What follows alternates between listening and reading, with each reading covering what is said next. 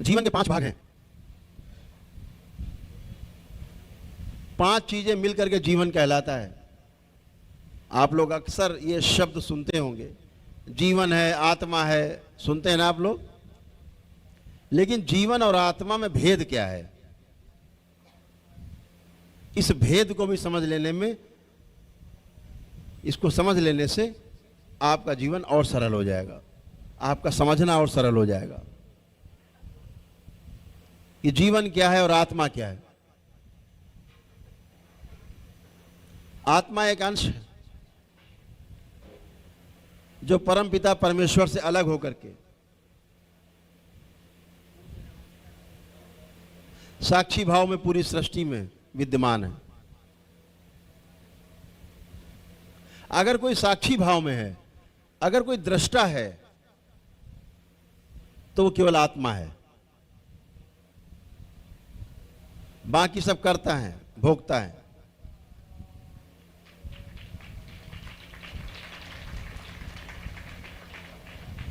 जब 5 चीजें एक साथ हो जाती हैं, यानी आत्मा के साथ साथ 4 चीजें और मिल जाती हैं, तो उसे जीवन कहते हैं।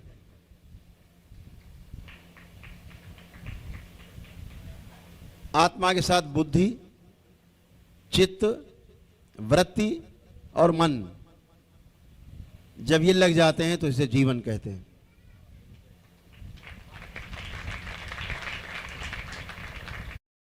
वो क्लासिक होटल है ना, जब ये जीवन पूरा होता है, कंप्लीट, तो एक अंश का परमाणु बनता है।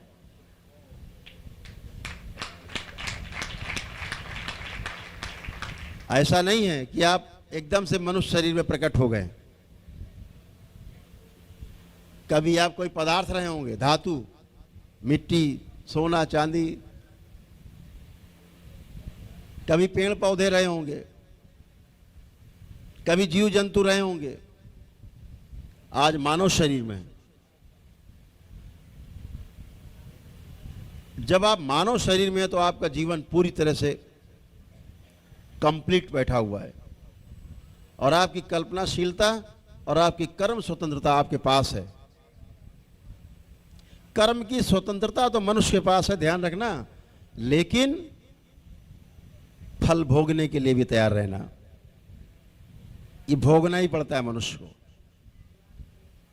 कर्म करने की स्वतंत्रता है, मार दो या मर जाओ, लेकिन भोगने के लिए आप परतंत्र हैं, वहां पर आपकी नहीं चलने वाली। उसी से बचने के लिए आपको गुरु की शरण में जाना होता है, जैसे आप सब बाबा की शरण में हो। और तमाम कर्म भोग बाबा माँ ने, दरबार ने आपके काटे हैं, इसलिए आप मस्ती में बैठे हो दरबार में। आप कर्म भोग ईश्वर भी नहीं काट सकता, ध्यान रखो। ईश्वर आपको कर्म भोग सहने की क्षमता तो प्रदान कर सकता है, आपके कर्म भोग को जो कटते हैं शरीर पे, उनको सहने की क्षमता बढ़ा सकता है।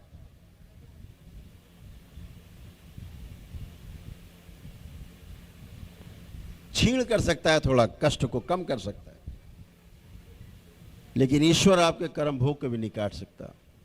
न भगवान राम काट पाए अपना, न भगवान श्री कृष्ण काट पाए अपना कर्म भोग।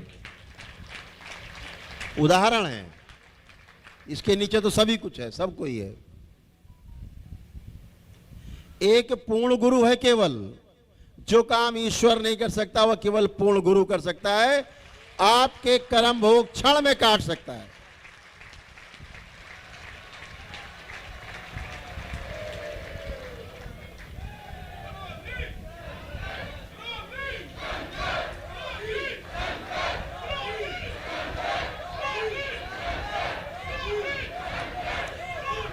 इसीलिए कहा गया, गुरुर् ब्रह्मा गुरुर्विष्णु गुरुर्देवो महेश्वर, गुरुर् साक्षात परब्रह्म तस्मै श्री गुरुवे नमः।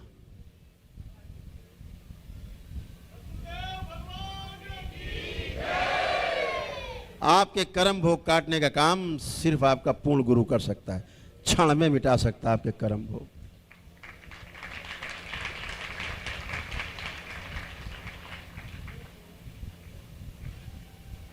जितने अनावश्यक कष्ट से दरबार नष्ट कर देता है गुरुदेव की कृपा से, बाबा की कृपा से। फिर आप अपनी तप और तपस्या के आधार पर अपने आगे जीवन को चला पाते हैं। तो जीवन की जब मैं बात कर रहा था तो सब आप बात समझ गए होंगे कि आत्मा में और जीवन में क्या फर्क है।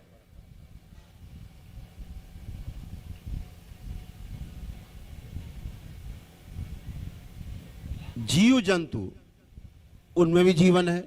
आप देखते हुए चल फिर रहे हैं, आप ही की तरह खा पी रहे हैं, संतान उत्पत्ति हो रही है। गुस्सा भी देखते हो उनको आप, प्रेम में भी देखते हो कि प्रेम में भी है। एक कुत्ता आप पालते हो, आपसे प्रेम में होता है, बाहरी व्यक्ति आता है उसको दौड़ा लेता है भौ भौ करके, जानता है भय के आधार पर दौड़ाता है। ये कहां से आ गया घर में घुस आया भाई, वो कोई समझदारी नहीं है, केवल भय के आधार पे। उसको पता है भोजन हमको इसी घर से मिलता है। आहार, निद्रा, भय और प्रजनन, ये चार चीजों में जीव जंतु जीते हैं। लेकिन उनमें भी जीवन है। लेकिन तमाम जीव जंतु ऐसे भी हैं जिनमें जीवन होता ही नहीं है, होता ही नहीं है जीवन। चल फिर तो रहे लेकिन जीवन नहीं है उनमें। कभी आप लोगों ने पढ़ा हो तो विश्व में तमाम ऐसी वनस्पतियां भी हैं जो चलती हैं, सक्रिय होती हैं। जीव जंतु जानवरों को पकड़ के खा लेते हैं, पेड़ पौधे खुद खा लेते हैं।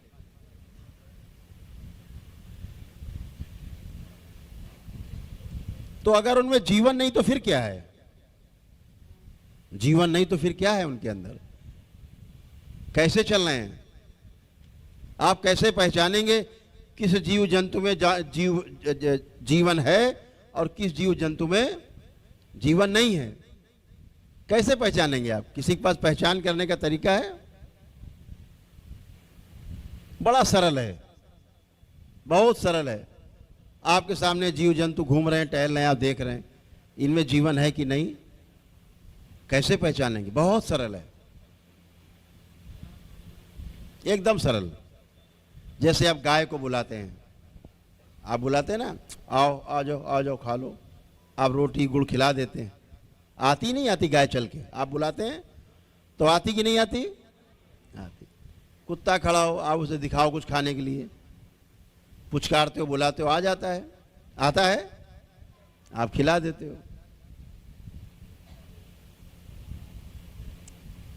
वो तमाम जीव जंतु जो सर्कस में देखे होंगे आपने, ट्रेनिंग देते हैं, जैसा कहता है उसका ट्रेनर वैसा ही करता है। इन सब में क्या हुआ? जीवन है।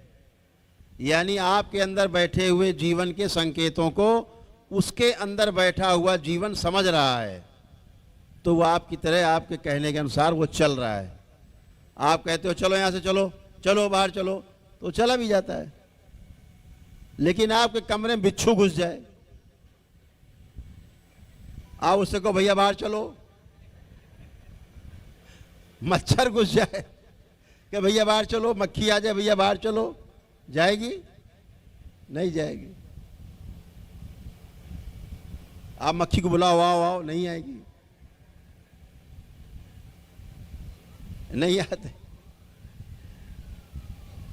आप मेढक को बुलाओ, आओ भैया आओ जरा कुछ खा लो, वो पता नहीं उछल के किधर जाएगा, सुनता ही नहीं। छिपकली जा रही, आपके बुलाने पर नहीं आएगी, डर के मारे भाग तो जाएगी, क्योंकि भय उसके पास है। आहार, निद्रा, भय और प्रजनन, भय है उसके पास, ये भाग तो जाएंगे आपसे डर के मारे। मेढक डर के मारे भाग जाएगा और बिच्छू भी डर के भाग जाएगा आपसे, लेकिन आपके बुलाने से। तो जो आपके संकेतों को नहीं समझ पा रहा है उसमें जीवन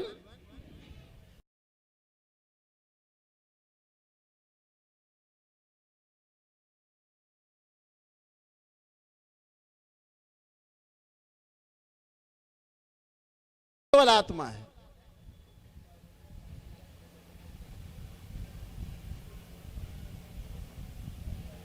लेकिन जो जीवन हमारे संकेतों को समझता है, जिसमें पशु पक्षियों में, आप समझ लो इसमें भी मेरे जैसा ही जीवन विद्यमान है।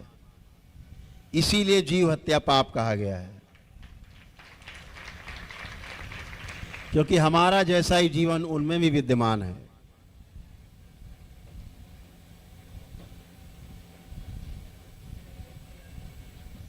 मां कामाख्या मेरी मां है,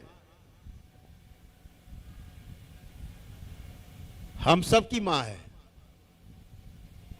हमारी मां सबकी मां।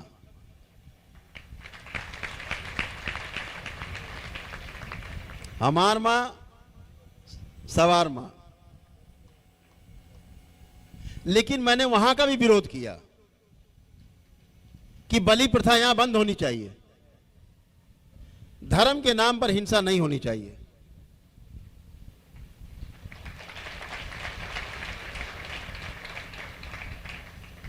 कुरीतियों का हमने सदैव विरोध किया है मंच से, दरबार ने हमेशा विरोध किया।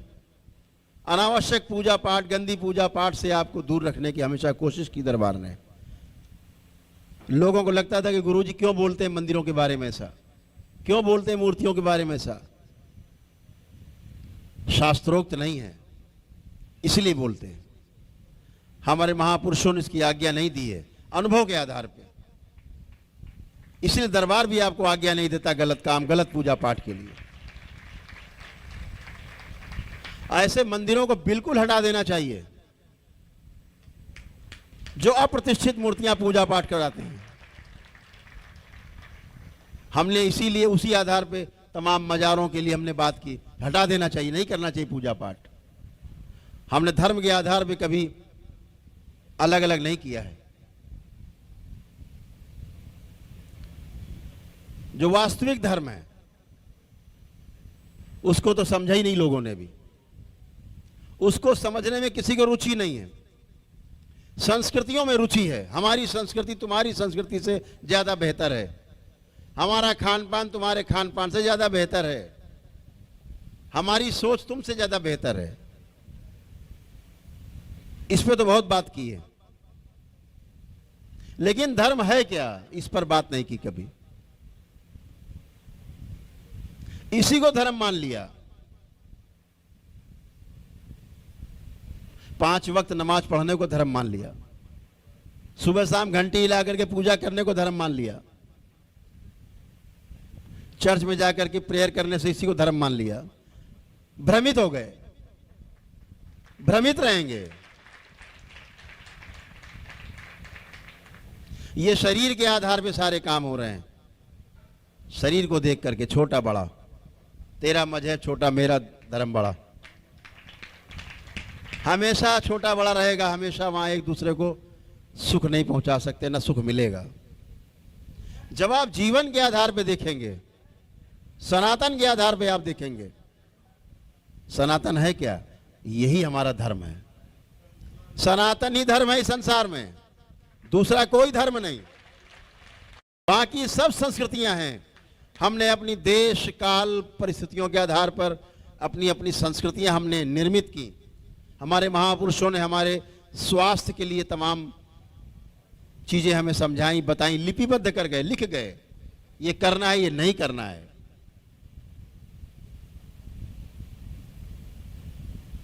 लेकिन धर्म केवल अगर ये संसार में है, सृष्टि में है, तो केवल एक ही धर्म है जिसे हम सनातन कहते हैं।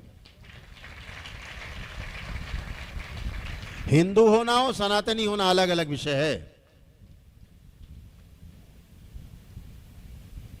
यह अलग विषय है कि हिंदू जल्दी सनातनी हो सकता है, तुरंत सनातनी। एक आदमी गंगा के किनारे खड़ा है, एक आदमी गंगा से 100 किलोमीटर दूर खड़ा है। जो किनारे खड़ा है वो संस्कृति, गंगा बह रही है सनातन, एक डुबकी तुरंत मार सकता है, सनातनी, सनातनी हो गया। जो नजदीक खड़ा है वो हिंदू संस्कृति है, विशाल हृदय रखती है हिंदू संस्कृति, विशाल हृदय। ये कहने में कोई संकोच नहीं, बहुत गर्व है, बहुत गर्व है कि हमने हिंदू संस्कृति में जन्म लिया है। हमारे माता पिता हिंदू थे, हमारे पूर्वज हिंदू थे, हम ऋषि मुनियों की संतान है। ये कहने में बहुत गर्व अनुभव होता है। लेकिन हमारे महापुरुषों ने सिखाया है कि हम दूसरी संस्कृतियों का भी आदर करें।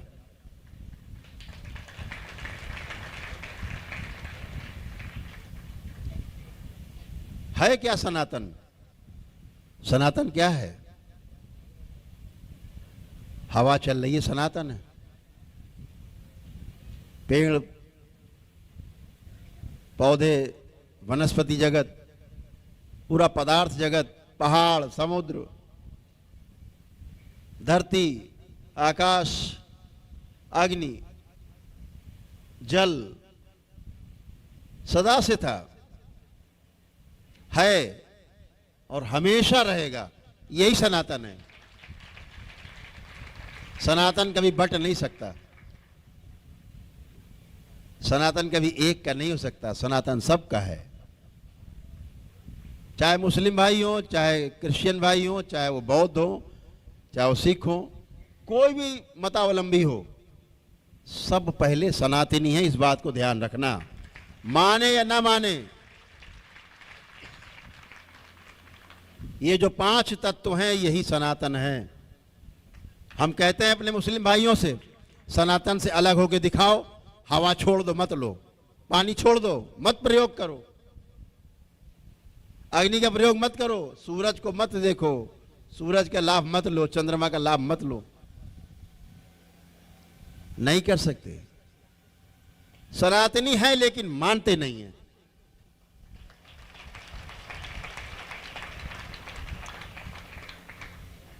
ठीक बात है, मानना भी नहीं चाहिए।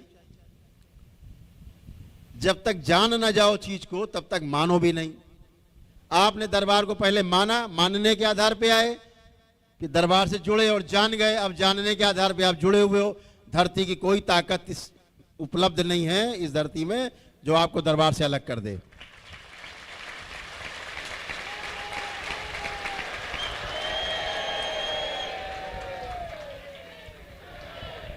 क्योंकि आपने अनुभव किया है। आपके पास अनुभव है दरबार का, स्वयं का अनुभव है। कोई आपको बरगला नहीं सकता। आपने दरबार की शक्ति को अपने में अनुभव किया है, अपनी शक्ति को आपने अनुभव किया है, इसलिए आपको कोई भटका नहीं सकता। तो सनातन सत्य है, सदा था, है और सदा रहेगा। वही सनातन है। चारों अवस्थाएं मौजूद रहेंगी हमेशा। पदार्थ जगत हो, वनस्पति जगत हो, जीव जगत हो, ये मानव जगत हो। अभी तो हमारे महापुरुषों ने, अभी जो हम बोल रहे हैं 4 अवस्थाएं हैं, तो लोग कह सकते हैं 4 अवस्थाएं नहीं, 3 अवस्थाएं हैं। 3 अवस्थाएं मानी जाती हैं। तो आप कैसे जवाब दोगे कि 4 अवस्थाएं हैं? तो 3 अवस्था मानी जाती। क्या? पदार्थ जगत, जो पदार्थ दिखते हैं सारे, जो दिख रहा है। वनस्पति जगत, सारे पेड़ पौधे। जीव जगत, सारे पशु पक्षी और मानव, ऐसे कह सकते हैं। लेकिन ध्यान रखो, हम जीव नहीं हैं, हम जीवन हैं।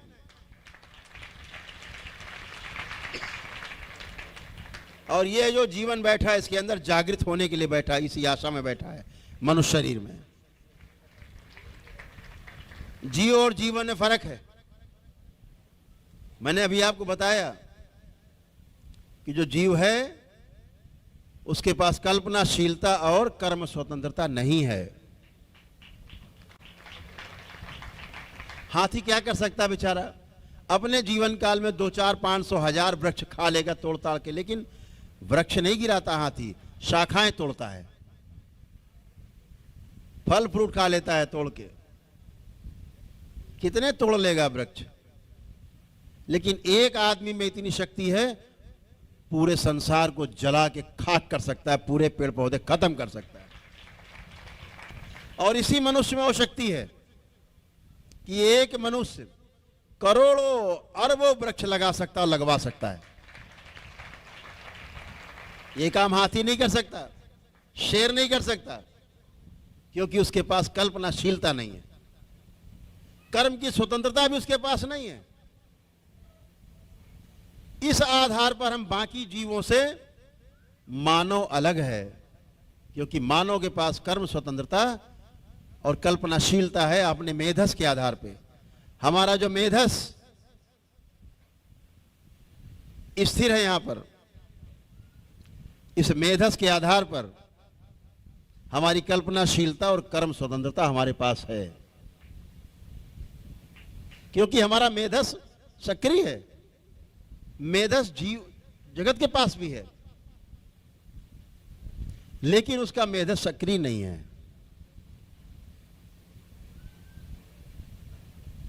वृक्ष जो है सबसे निम्न योनि है। हमारे साथ तमाम सन्यासी बैठे, अगर ये शीर्षासन करें अभी आपके समक्ष, कल्पना करिए, तो इनके बाल चारों ओर नीचे बिखर जाएंगे धरती पे। जड़ है ये, जड़। और थोड़ा ऊपर देखोगे तो फिर तना दिखाई देगा, हाथ पैर दिखाई देंगे, उंगलियां दिखाई देंगी, शाखाएं हैं। वृक्ष इसी का उल्टा है। सबसे निम्न योनि क्या हुई? पेड़ पौधे। और सर्वश्रेष्ठ योनि क्या हुई? मनुष्य योनि। उल्टा है बिल्कुल वृक्ष के।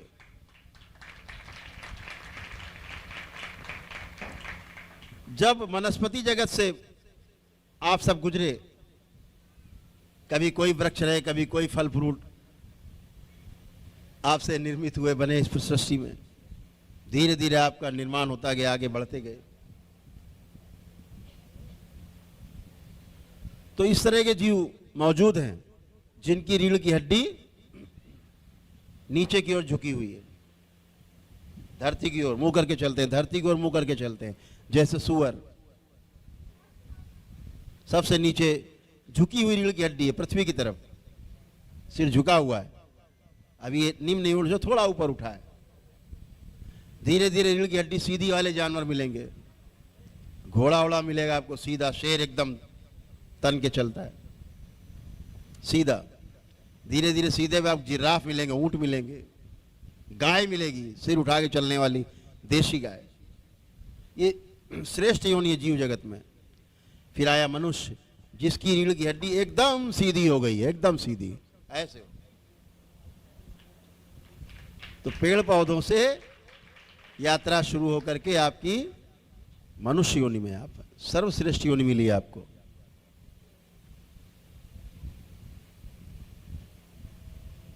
जब भी आप साधना करें, घर में भी करें, एक स्थान बनाएं, तो हमेशा देखें कि पूरब किधर है। पूरब में चिन्ह लगा दें। फिर उत्तर किधर है, उधर एक चिन्ह जाके लगा दें। पूरब, पूर्व और उत्तर दोनों दिशाओं के बीच में जो स्थान है, जिसे हम ईशान कोण कहते हैं, उधर की ओर मुख करके हमेशा साधना करनी चाहिए, जप करना चाहिए। क्यों करना चाहिए? हमेशा कोई बात बताए, उससे सवाल जरूर पूछ लो, क्यों? वो कहते भैया उस मंदिर में नहीं जाना, कभी उस मठ में नहीं जाना। उससे पूछो क्यों? अरे वो तो बहुत खराब है। तो बताओ कैसे खराब है, क्लियर करो। क्यों जरूर आगे रखना, कैसे तो बाद में आएगा, क्यों पहले।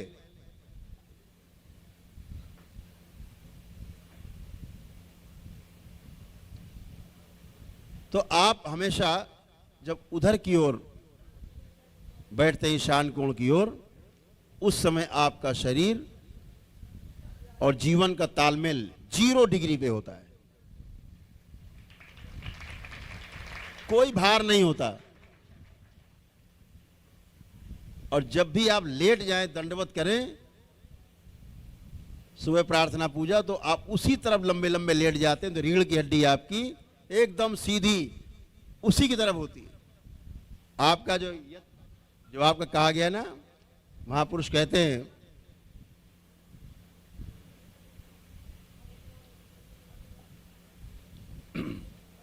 यत पिंडे तद ब्रह्मांडे, यही ब्रह्मांड है। दंडवत करते सबसे पहले उधर की ओर ही जाता है, ईशान कोण की ओर। लेट जाए तब भी रीढ़ की हड्डी सीधी। आप बैठे भी होते हैं तब भी आपका ये सारा जो चुंबकीय क्षेत्र है आपका जीरो हो जाता है।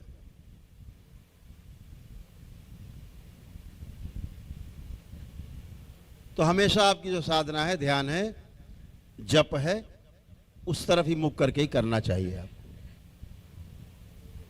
एक समय बना लेने से नियम से और अच्छा होता है। जैसे दरबार में आप देखते हैं ठीक 7 बजता है सुबह का, आरती होती। सबसे पहले क्या होता है दरबार में? सबसे पहले प्रातःकाल रुद्राभिषेक समय से होता है, ब्रह्म मुहूर्त में। 3:45 बजे आपका रुद्राभिषेक शुरू हो जाता है समय से। एक समय बंधा हुआ है।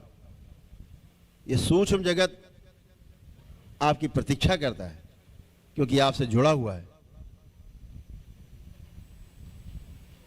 आप क्या समझ रहे हैं? आप केवल हजारों लोग यहां उपलब्ध, इतने ही लोग हैं सुन रहे हैं? यहां करोड़ों अरबों लोग हैं जो आपकी बात को सुन रहे हैं, देख रहे हैं।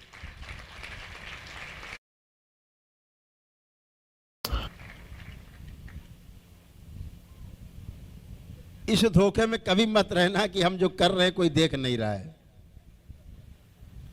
वो सब देख रहा है।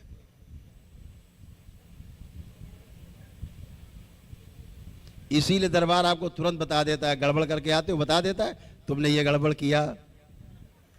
आपके तो वहां गुरुजी गड़बड़ हो गई। कैसे देख? तो दरबार देख रहा है तभी तो बताया दरबार ने। दरबार कहता है गुरुजी इसने ये गड़बड़ किया है। आप कहते क्यों भाई तुमने गड़बड़ की? हाँ गुरुजी गड़बड़ हो गई। तो आप 24 घंटे 365 दिन जब तक ये शरीर रहेगा आप दरबार की नजर से ओझल नहीं हो सकते। हमेशा दरबार की नजर में।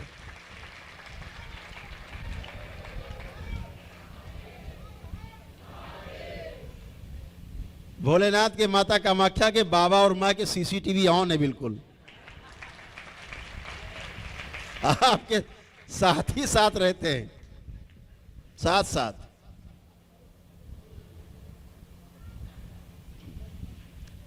तो हमेशा ध्यान रखो कि हम जीवन हैं और जीवन के आधार पर जब सामने वाले से संबंध हम अपने बनाते हैं तो उन संबंध के आधार पर सुख होता है। दोनों पक्ष सुखी होते हैं। जब हम जानते हैं कि मेरे चुटकी काटने से मुझे कष्ट होता है तो इसके चुटकी काटने पर इसको भी कष्ट होता है। जब ये बात समझ लेते हैं तो फिर हम चुटकी नहीं काटते, फिर हम चुटकी लेते हैं, चुटकी काटते नहीं।